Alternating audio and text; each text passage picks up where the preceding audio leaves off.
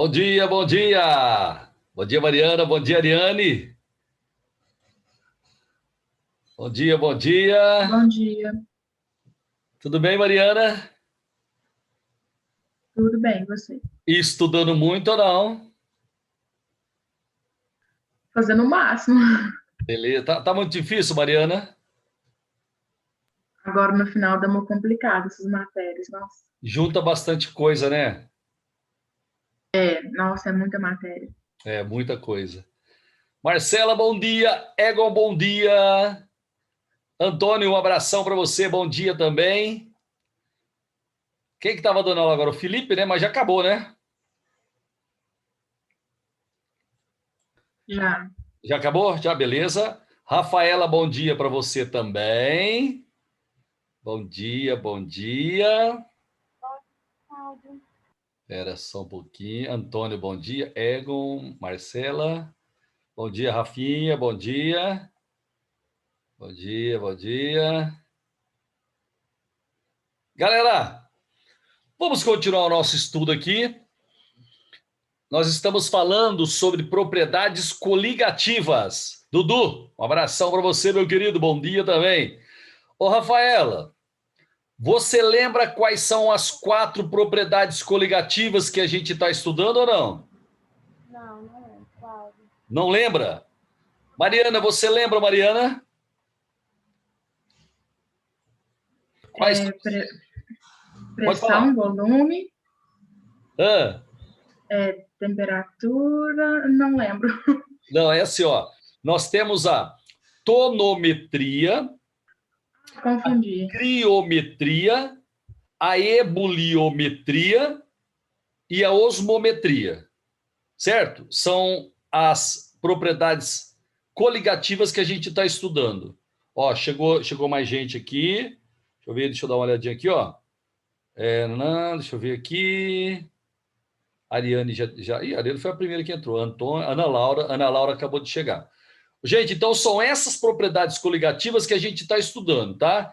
Então nós temos a tonometria, a criometria, a ebuliometria e a pressão osmótica, certo? Hoje, eu já falei 2 para vocês. Eu já falei a tonometria e já falei a criometria. Hoje, nós vamos estudar a ebuliometria, tá? Ebuliometria. Só para dar uma lembradinha, ó, quando eu coloco um soluto não volátil no líquido, cai a pressão máxima de vapor desse líquido. Cai também a temperatura de solidificação desse líquido, certo? Então, quando eu coloco um soluto não volátil no líquido, cai a pressão máxima de vapor e cai a temperatura de solidificação. Agora eu vou falar da ebuliometria. Gente, agora é o contrário, tá? Se eu colocar um soluto não volátil no líquido, aumenta a temperatura de ebulição desse líquido. Então, por exemplo, ó, água pura, ela ferve, ela entra em ebulição a 100 graus Celsius, num ambiente de 1 atm. Se eu colocar um sal ou açúcar na água, ela não vai ferver mais a 100 graus Celsius. Ela vai ferver, ela vai entrar em ebulição acima de 100 graus Celsius. 102, 103, depende do número de partículas que você coloca. Tá ok? Então, gente, ó, precisa saber, viu? Precisa saber. Quando você coloca um soluto, olha lá, ó, quando você coloca um soluto não volátil num líquido, gente, aumenta a temperatura de ebulição desse líquido, certo? Quem estuda isso é a ebuliometria. Então, ó, ebuliometria estuda o aumento da temperatura de ebulição quando um soluto não volátil é adicionado a um solvente. Vocês prometem não esquecer? Ó, se eu colocar soluto no solvente, diminui a pressão máxima de vapor, diminui a temperatura de solidificação e aumenta a temperatura de ebulição. Então, dos 3, 2 diminui. A pressão máxima de vapor e a temperatura de solidificação, elas caem, elas diminuem. E a temperatura de ebulição é a única que aumenta. Então é só lembrar, ó, ebulição, eleva. A ebulição, quando você coloca soluto, ela aumenta. A tonometria, né? A pressão máxima de vapor e a temperatura de solidificação, elas diminuem. Beleza até agora, gente? Tranquilo? E um detalhe, ó.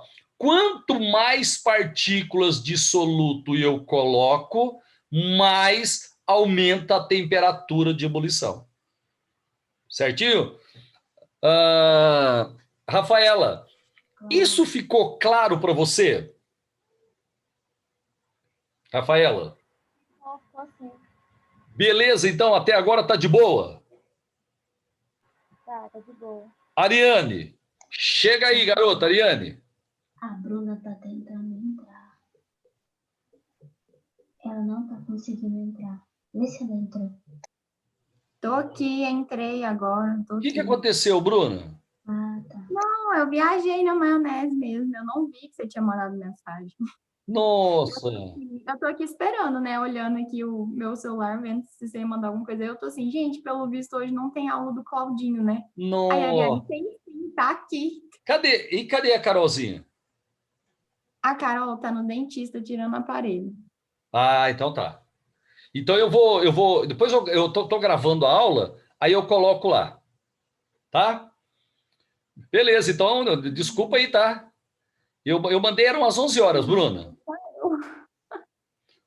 Sua mãe melhorou? O que que ela tinha? Ninguém A, sabia que a minha mãe ela tá com 87 anos. E agora ela começou a interagir com a televisão, sabe? A cabeça dela tá muito ruim. E ela tem um problema no sangue, a hora que ela cai, fica umas manchas. E ela caiu essa semana e ficou, sabe?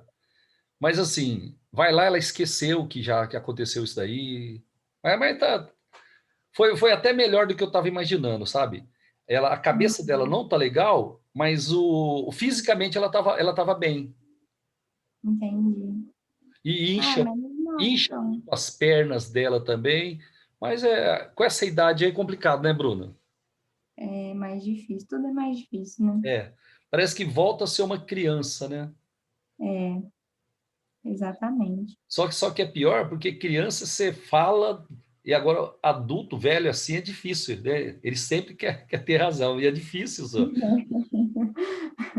Mas tá bom. Bruna, eu tava conversando com a Ariane. Ariane, chega aí, garota. Ariane, quando eu coloco soluto no solvente, aumenta ou diminui a pressão máxima de vapor? Aumenta. Aumenta. Diminui. Diminui. Aumenta ou diminui a temperatura de solidificação? Diminui. Aumenta ou diminui a temperatura de ebulição? Aumenta. Aumenta muito ou aumenta pouco? Aumenta pouco, mas depende da quantidade de partículas. Isso. Quanto mais partículas coloca, maior a temperatura de ebulição. É isso mesmo? É isso mesmo. Então, vamos fazer um exercício aqui. Ó, peraí, vou chegar aqui nesse exercício.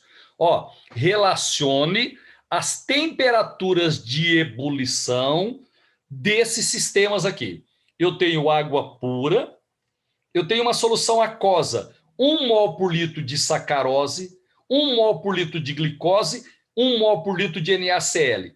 Vocês vão, por favor, relacionar as temperaturas de ebulição aqui desses sistemas. Ô, Bruna, só um detalhezinho, ó. Desses 4 aí, qual vai ser o menor de todos? Da água pura. Isso, porque quando eu coloco soluto, aumenta a temperatura de ebulição. Então, o da água pura eu já sei que é o menor de todos. Agora vocês decidem sobre os outros 3 a relação. Vai, 1 minutinho para fazer isso daí. Vamos lá, pode fazer. 1 minutinho para você fazer para mim aí.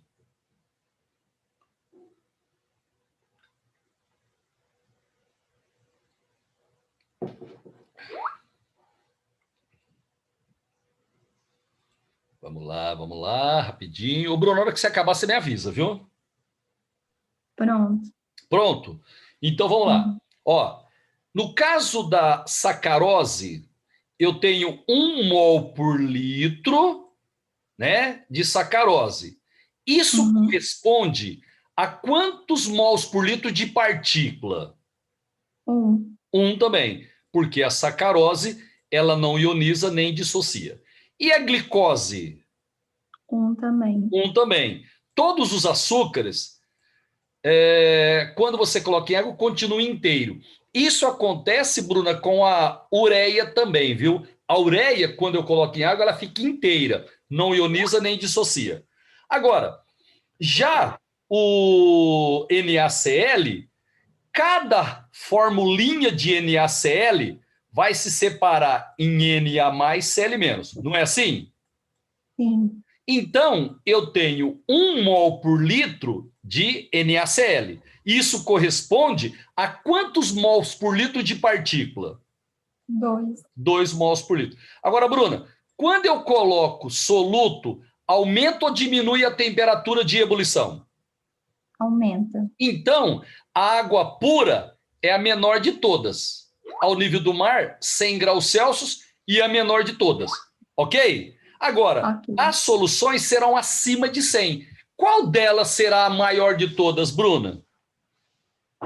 NaCl. NaCl. Então, como é que fica a relação? Olha aqui, ó. A relação vai ficar: a temperatura de ebulição 1 é menor que a 2, que é igual a 3. A 2 e a 3 têm o mesmo tanto de partículas, não é? Então, o efeito coligativo é o mesmo. E a 4, por ter mais partículas, né, você vai ter a maior temperatura de ebulição. Bruna, de boa até agora? De boa. Ariane, tá entendendo direitinho isso daqui? Tô começando a entender. Ó, não pode esquecer, Ariane. Quando você coloca soluto, cai a pressão máxima de vapor. Cai a temperatura de solidificação e aumenta a temperatura de ebulição. Beleza? Certinho? Mariana, você também está começando a entender direitinho isso daí ou não, Mariana? Tô sim. Qualquer dúvida pode me interromper, certo? Ô Bruna. Ô Bruna, Oi. eu vou te fazer 2 perguntas. Ai, meu Deus. Valendo um bombom. Mas tem que acertar as 2 para ganhar o bombom. Certo? Vamos lá. Eu tenho esses 4 sistemas, beleza? Esses 4 sistemas, e todos eles estão em ebulição. Ok. Eu vou colocar ao mesmo tempo um ovo em cada um deles. Em qual sistema o ovo vai cozinhar mais rápido? No 4. No 4. Porque a temperatura de cozimento, a temperatura de ebulição é maior. Acertou a primeira pergunta. Agora, a segunda pergunta. Os 4 sistemas estão no mesmo local, certo? E os 4 estão em ebulição. Aonde a pressão máxima de vapor vai ser maior? No primeiro, no segundo, no terceiro ou no quarto? No primeiro? Então, Bruna, eu tinha certeza que você ia responder isso daí, certo? Mas está errado. Deixa eu te explicar por quê. Ó, por quê? Quando um líquido entra em ebulição? Quando? Quando as pressões se igualam, a pressão interna e externa se igualam. E quando a pressão máxima de vapor se igualar à pressão externa. Então. Perfeito, perfeito, certinho. Agora, eu não falei para você que os 4 sistemas estavam em ebulição? Sim, então a pressão máxima de vapor deles é igual? Exatamente. Se eles estão no mesmo local, a pressão externa é a mesma para todos. Se todos eles estão em ebulição, é porque a pressão máxima de vapor em todos se igualaram à pressão externa. Entendeu? Então, os 4 terão a mesma pressão máxima de vapor. Você entendeu? Entendi. Ó, Entendi. A pressão máxima de vapor nos 4 sistemas é a mesma, porque os 4 estão em ebulição. Só que a temperatura de ebulição é diferente. No quarto vai ser maior, porque como tem soluto, eu tive que aquecer mais para se igualar à pressão externa. Tranquilo, Bruna? Tranquilo. Então, deixa eu pegar aqui, deixa eu limpar esse trem aqui, certo? Agora eu vou ter que voltar uma tela aqui. Gente, isso daqui, ó, isso aqui é extremamente importante. Vamos lá, então. Ó, a temperatura, isso aqui a gente já passou, mas é legal dar uma reforçada. A temperatura em que se inicia a ebulição do solvente em uma solução de soluto não volátil é sempre maior que o ponto de ebulição do solvente puro. Beleza? Então, se você tiver um solvente puro e uma solução, a solução ela vai ter temperatura de ebulição maior do que o solvente puro. Joinha? Pois soluto aumenta a temperatura de ebulição. Agora aqui, eu tenho. Esse aqui não tem muita importância, não. Isso daqui é legal, ó. Isso daqui. Eu tenho aqui um gráfico, pressão, e aqui eu tenho temperatura. Tá certo? Eu vou interagir. Ô, Bruno, eu vou interagir com você de novo. Ó. Queria que você me ajudasse aqui, por favor. Ó, vamos supor que eu queira saber esse gráfico aqui, ó, ele me dá pressão de vapor e temperatura. Vamos supor que eu queira saber do clorofórmio. Qual é a pressão máxima de vapor dele a 50 graus Celsius, por exemplo? Como é que eu faço, Bruno? Uai, traça uma linha aí no 50. Isso. Eu vou em 50, traço uma linha, certo? E leio o valor da pressão máxima de vapor. Certo ou errado? Sim, certo. Agora, é o seguinte, ó. Vamos supor que, ó, só para arredondar aqui, vamos supor que deu 600, nessa temperatura de 50 graus Celsius, vamos supor que a pressão de vapor é igual a 600 milímetros de mercúrio. Eu quero saber se nessa temperatura eu vou ter a ebulição desse clorofórmio, Bruna. Vamos supor que a gente está ao nível do mar e eu vou aquecer o clorofórmio até 50 graus Celsius. Você acha que vai ter a ebulição dele ou não? Uai, eu não sei. Vamos pensar.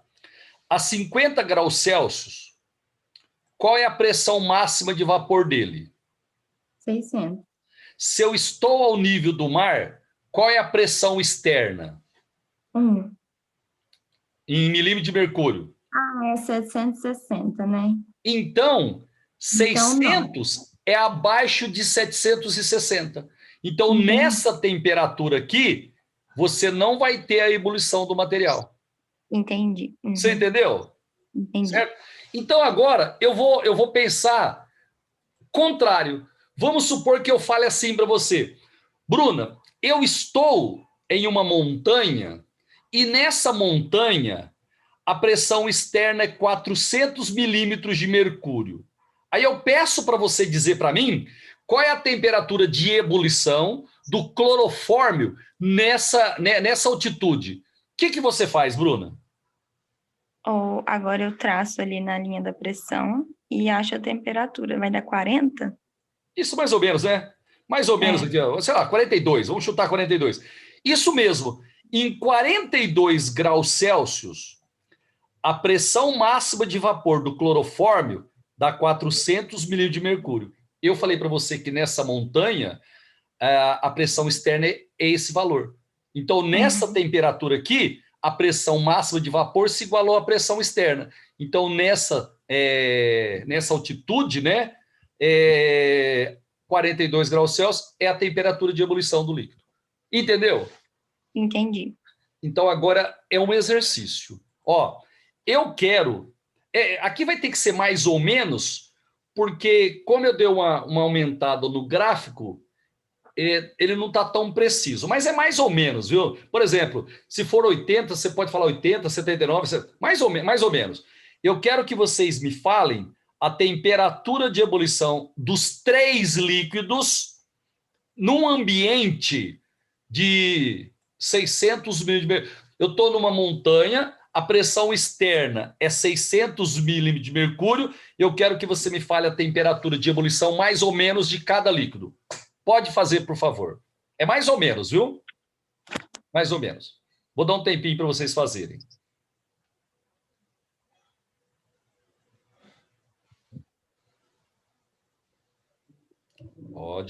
Pode fazer aí, mais ou menos.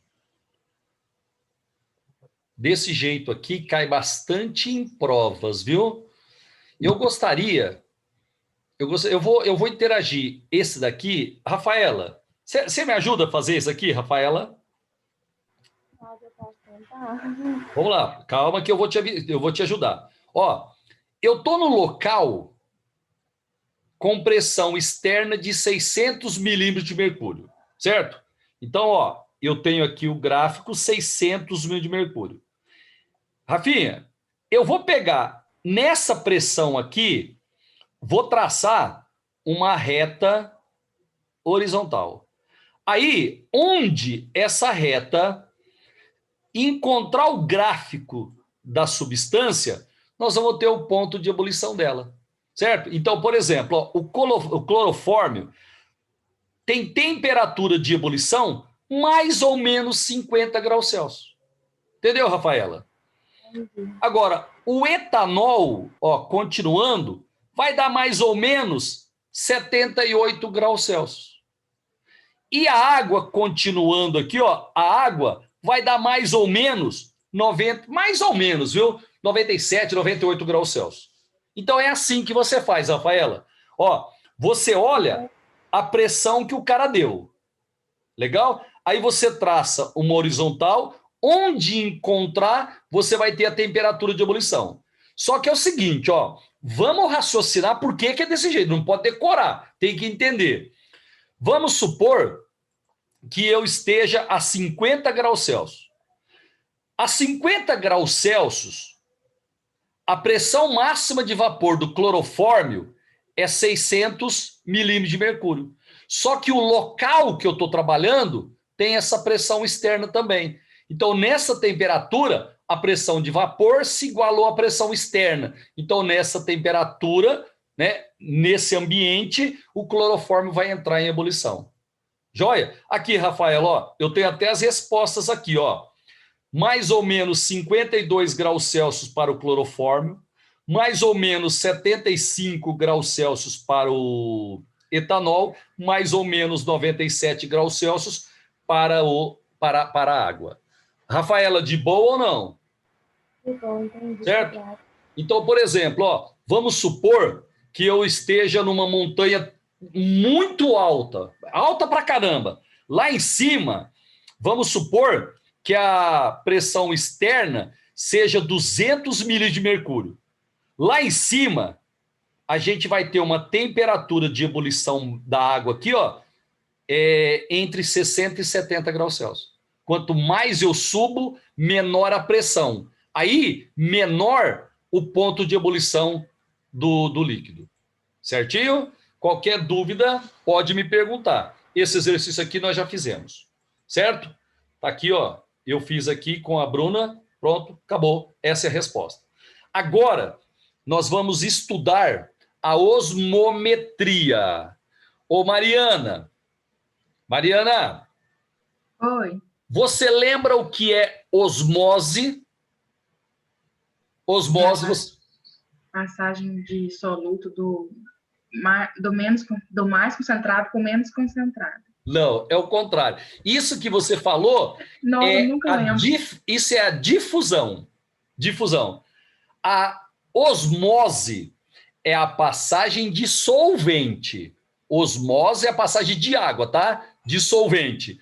Através de uma membrana semipermeável, de um meio menos concentrado ou do solvente puro para o meio mais concentrado. Mariana, osmose é quando passa solvente do meio menos concentrado para o mais concentrado. Você promete não esquecer mais isso? Promete? Prometo, vou anotar. Então, isso é o que mesmo? Osmose. passa do meio menos concentrado para o mais concentrado ou do solvente puro para a solução, certo? Através de uma membrana semipermeável. Se quiser tirar um print da tela aí, pode ficar à vontade. Gente, agora aqui, ó, tem uma ilustração. Eu tenho solvente puro e aqui eu tenho uma solução. E eu tenho uma membrana semipermeável separando os dois. Vai passar água do solvente para a solução. É sempre do menos concentrado para o mais concentrado ou do solvente puro para a solução. Então vai passar água, deixa eu até desenhar aqui para você, ó. Vai passar água do solvente para a solução. Está passando água. Essa passagem de água através da membrana semipermeável, eu chamo de osmose. Na química, na biologia, eu chamo de osmose. Depois de um certo tempo, o volume de solvente vai diminuir, porque saiu o solvente, né, e foi para a solução, e a solução ela vai ficar mais diluída. Tranquilo? Se ela recebeu solvente, a concentração dela vai diminuir, ela vai ficar mais diluída. Até agora está tudo tranquilo, Mariana. Lembrou disso daqui ou não? Lembrei. Então agora eu tenho aqui... Gente, isso daqui o Enem ama. É uma bobeira, viu? Mas o Enem ama. Olha só o que eu vou fazer. Ó, olha só o que eu vou fazer. Bruna, me ajuda aqui, por favor. Bruna.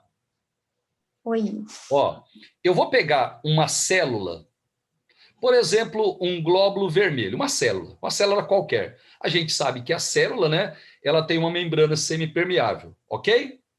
Ok. Eu vou colocar a célula numa solução isotônica. Isotônica significa mesma concentração. Hipotônica, concentração menor, e hipertônica, concentração maior. Joia? Bruna, quando eu colocar a célula no meio isotônico, o mesmo tanto de solvente que vai entrar, vai sair, certo? Porque se é isotônica, a pressão osmótica, né, dentro e fora é a mesma. Então, o que vai acontecer? A célula ela vai continuar do mesmo tamanho. Bruna, tudo bem? Tudo bem. Só que agora eu coloquei a célula em uma solução hipotônica. Então, a solução ela é menos concentrada que a célula. Ela é hipotônica, menos concentrada. O que vai acontecer nesse caso, Bruna? Nesse caso, vai entrar solvente. Na célula?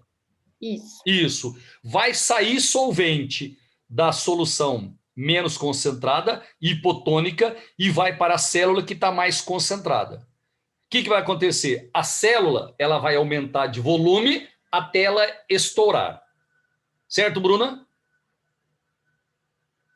Certo? Agora é o contrário. Eu vou pôr a célula numa solução hipertônica. Solução hipertônica, ela está mais concentrada do que a célula. Qual vai ser o movimento agora de solvente, Bruna?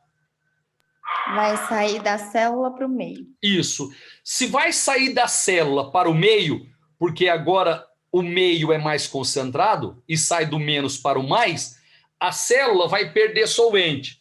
Ela vai murchar, certo? Até ela encolher. Ela vai diminuir de tamanho. É isso que acontece quando a gente faz uma salada. Depois de um certo tempo, o alface, por exemplo, ele murcha, não é? Por quê? Porque saiu água do alface e vai para a solução. A solução, fora do alface, a gente tem vinagre, tem óleo, tem sal, está muito concentrado. Então vai sair água do alface, do meio menos concentrado, e vai para fora, ele murcha. Bruna, essa tela aqui ficou de boa para você? De boa. Ariane, me dá aí um ok se você entendeu direitinho esse movimento de solvente aqui. Entendi. Então, como é que é? Ele sempre sai da onde? O solvente sempre sai da onde, Ariane? O solvente sempre sai do meio menos concentrado. Não, do meio mais concentrado. Não. Ah, Tava certo. Ó, sai do meio menos concentrado. a osmose... Sai do meio menos concentrado para o mais concentrado. Aí eu fico desligando meu microfone. através da membrana semipermeável. Então, osmose sempre sai do meio hipotônico, menos concentrado, para o hipertônico, para o mais concentrado. Certinho? Bom, Certinho. agora eu tenho essa construção aqui, ó, e eu vou... Deixa eu ver, gente. Quem está com o microfone além das pessoas que já participaram hoje e gostaria de participar? Bruno, não lembro. A Marcela está com o microfone? Jamais. Mas ela enrola, né? Ô, Bruna, olha só o que eu fiz aqui, ó. Eu coloquei solvente puro desse lado, coloquei uma solução do outro lado, ok? E aqui tem uma membrana semipermeável. Bruna, a osmose é um fenômeno espontâneo, tá? Espontâneo. Uhum. Então, do jeito que eu fiz aqui, ó, solvente puro, solução. Você acha que vai ter osmose aqui? Eu acho. Vai sair água da onde e vai para onde? Do solvente puro para a solução. Então, eu vou ter um movimento de solvente, do solvente puro para a solução.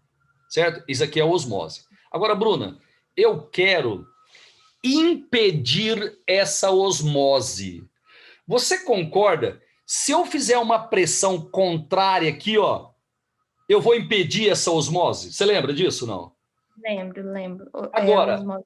a pressão que eu tenho que fazer para interromper a osmose, ela é chamada de pressão osmótica. Legal? Então, só para recapitular, Bruna, tá passando água.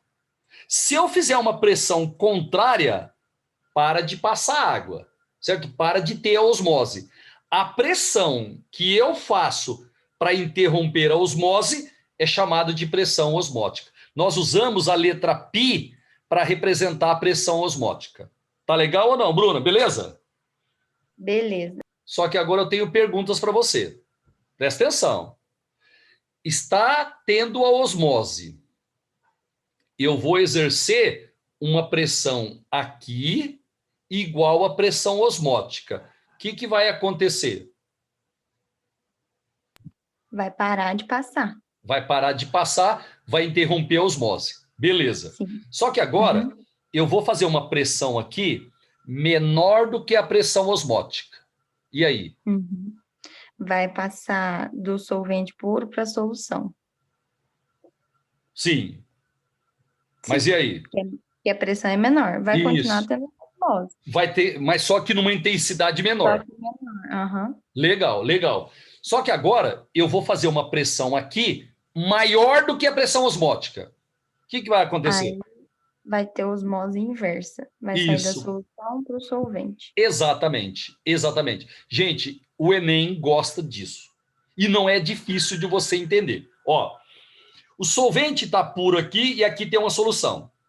Então eu tenho aqui passagem de água do solvente puro para a solução. Eu tenho osmose.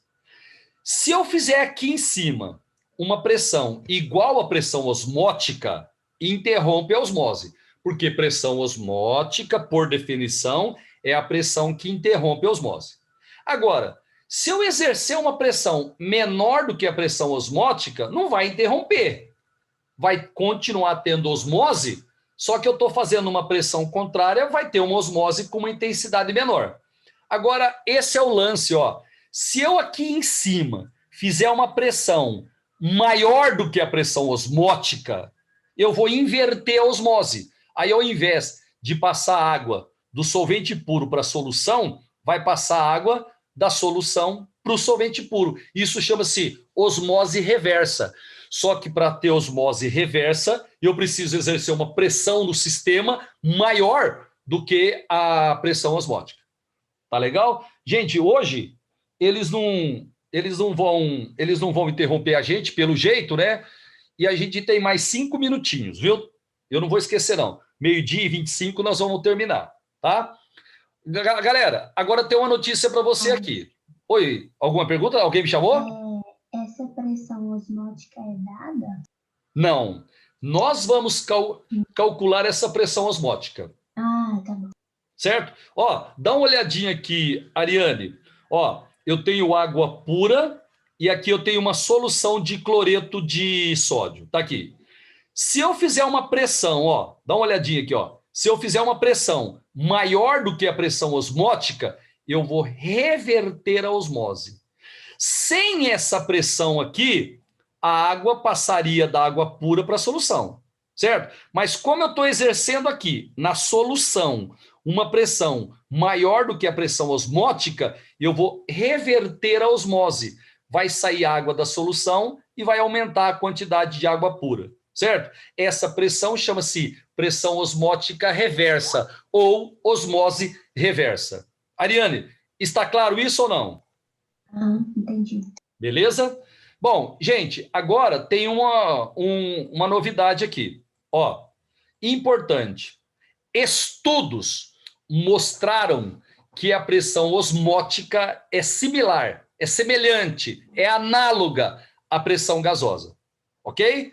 Então, a pressão osmótica, ela se comporta como se fosse uma pressão gasosa. Então, olha para mim aqui, ó. Quando eu tenho um gás, eu aplico a equação de Clapeyron. Qual é a equação de Clapeyron? PV nRT. Tá? Lembrando que o N é a massa sobre a massa molar. Isso daqui é gás, a gente já estudou isso. Ok? Gente, agora olha só que interessante. O pessoal estudou e percebeu que o comportamento da pressão osmótica é idêntico à pressão gasosa. Então, eu vou poder aplicar essa fórmula aqui para calcular a pressão osmótica. Ariane, você me perguntou, certo? Para calcular a pressão osmótica, eu vou ter que usar a equação dos gases. Entendeu? Ariane, entendeu? Entendi. Só que eu vou ter que dar uma mexidinha nela. Vou ter que dar uma mexidinha nela. Olha para mim aqui. Presta atenção aqui, por favor. Ó. Olha para mim, Ariane. Qual que é a fórmula a equação de Clapeyron? PV-RNT. PV é igual a nRT. Eu posso aplicar essa fórmula aqui para solução, para calcular a pressão osmótica? Posso ou não? Pressão, volume, eu não sei, Cláudio, por conta desse R aqui. Então, não, ó, eu afirmei que a pressão osmótica é análoga à pressão gasosa. Então, você pode aplicar isso daqui para calcular a pressão osmótica. Só que a gente vai fazer uma mudança aqui. Eu vou fazer assim, ó. Como é pressão osmótica, eu vou chamar de π. Pressão osmótica eu chamo de π, certo? Eu vou pegar esse volume aqui, Ariane, e vou passar ele dividindo, certo? Quando eu vou trabalhar com solução, esse número de mols aqui é o número de mols do soluto.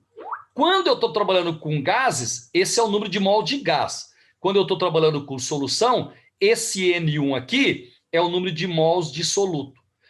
Quando eu passar o volume dividindo, vai ficar N1 dividido por volume. Ariane, não sei se você lembra, isso é a molaridade da solução. Número de mol sobre volume litros é a molaridade. Aí sobra o R, sobra o T. Entendeu? Essa daqui é a formulinha que eu vou usar para calcular a pressão osmótica de uma solução. Entendeu, Ariane? O cara te dá a molaridade da solução. Você vai multiplicar por R. R é 0,082. A temperatura tem que estar em Kelvin. Se você fizer essa continha, o resultado que você encontra é a pressão osmótica da solução. Certinho? Sábado que vem, nem pode pensar em perder aula, porque nós vamos aplicar isso daqui nos exercícios. Beleza? Tem uma outra coisinha aqui, eu vou falar no sábado. Essa fórmula aqui, a gente usa quando uma solução é molecular. Por exemplo, se tiver glicose, sacarose, é essa daqui que eu uso. Se for uma solução de um composto iônico, por exemplo, sal de cozinha, ela vai ter uma pequena mudança. Mas essa pequena mudança nós vamos falar no sábado para vocês. Tá joia? Gente, obrigado por ter assistido a minha aula. Certo? Essa formulinha aqui, ó, no sábado ela vai aparecer de novo, você vai poder copiar. E a gente se vê no sábado Tchau, tchau. Muito obrigado. Fiquem com Deus. Tchau. Tchau, Claudinha. Tchau, Cláudia. Tchau, obrigada. Obrigado. Eu que agradeço, gente. Tudo de bom para vocês, tá? Brigadão.